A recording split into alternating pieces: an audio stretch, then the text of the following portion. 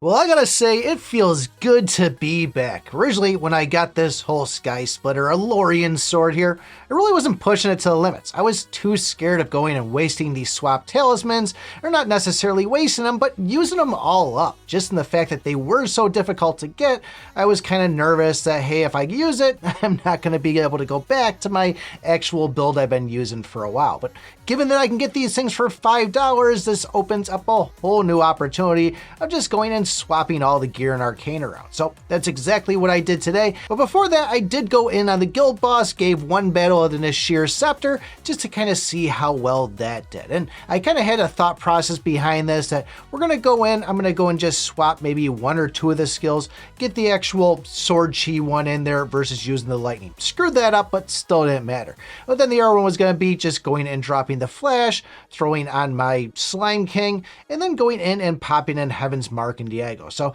yes, some changes in there, not real big tweaks. We still have the Judgment Rings, the Bloody Grails. I'm still using the Ghost Legacy with the Ghost Princess, so it wasn't a lot of switching around. I mean, I did go and switch some of the brands out too, so I guess I did change some bit, but I did drop Harpy, did drop the Archdemon, and we threw in the Wild Vulture, and then also the Pirate Swordsman. I think that's the one that gives the sword aura. But even with all those changes, when it came time to me going in and grabbing that sword aura, I totally forgot about it and just clicked the go button. But that wasn't even a worry because this thing absolutely kicked butt inside against this guild boss. Now, some could say that the skill set was a little bit more favorable for a combo build. I mean, we do have a combo mastery in there, and where I did get, I think, 21 with the Nashir, I had 60 something with this Ailoren sword. It was actually being blocked by another stat in there, but it was somewhere, let's say, mid 60s. And where I did do 344 trillion with Nashir, I had 603 with this Ailoren. And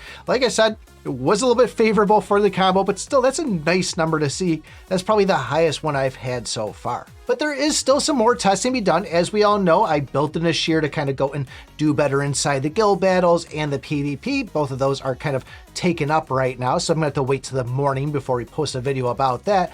But what I did do was go into the chapter, and where this Nashir has been actually performing pretty well, I was stuck on this 205. And even trying with a combo mastery, it wasn't enough, but going in with this without a combo mastery, I at least made it to the last boss, still lost on it, but going and getting a combo mastery, I breezed right through it the first time I had it. And that's a huge gain for me right there because I love pushing chapters in these style games, and really the big one that's going to really help with that is going to be that 5-star Arcana stat, and that's going to be that the Rage skill is going to add 2 Ailoren breaths. Now I do want to say that Nashir still hits pretty freaking hard, especially with that Rage skill. I was hitting for like 208 trillion, I think it was, but the downfall is the next highest skill after that was for my Dragon Girl or the Dragon Breath there, and that was only 30 trillion. Oh, and we're bouncing around. We're back to talking about that guild boss there. But with the actual Ailoren sword, even though I wasn't hitting that 208, whatever the trillion was on it, I was only hitting for like 110 or 116, somewhere around there,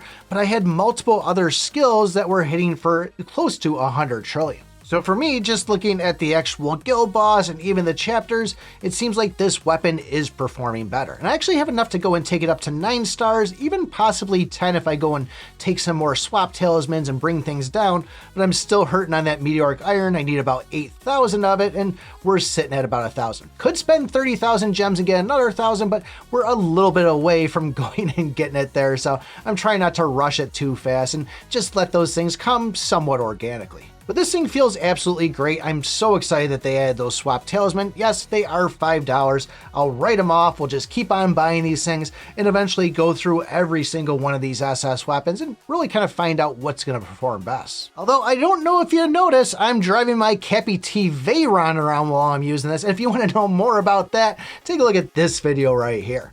Thanks for watching, and remember, I pick my butt.